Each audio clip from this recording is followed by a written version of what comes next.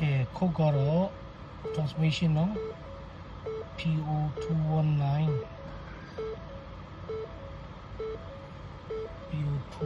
ဖြစ်တယ်ပြန်ပြီ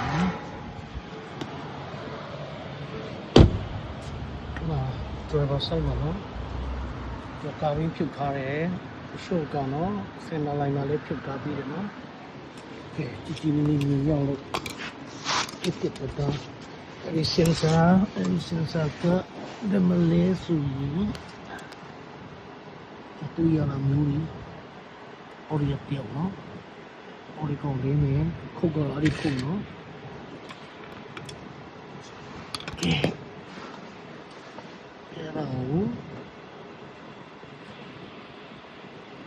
တွေ့လားအော်ဒီကောင်ကိုဖိမယ်ဖိပြီးရင်ဆွဲနှုတ်လိုက်မယ်နော်တွေ့လားโอเคအကျိုး၃ချောင်းပါတယ်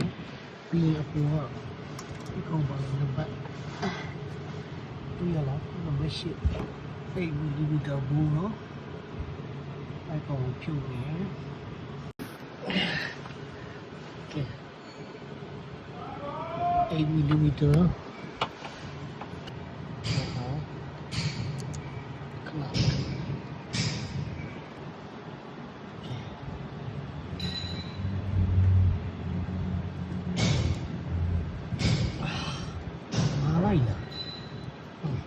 Okay, yeah, Bobby. I got transmission speed sensor on the corner, no? Okay.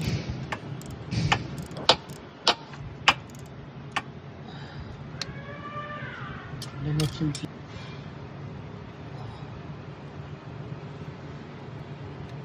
Okay. How do you come up here? No, 8mm boom.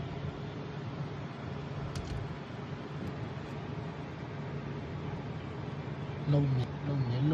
ပြီးရွှေ့လိုက်ပါโอเคကဲတွေ့လားဟောဒီကောင်လေးပြက်နေပါတယ်ခင်ဗျာ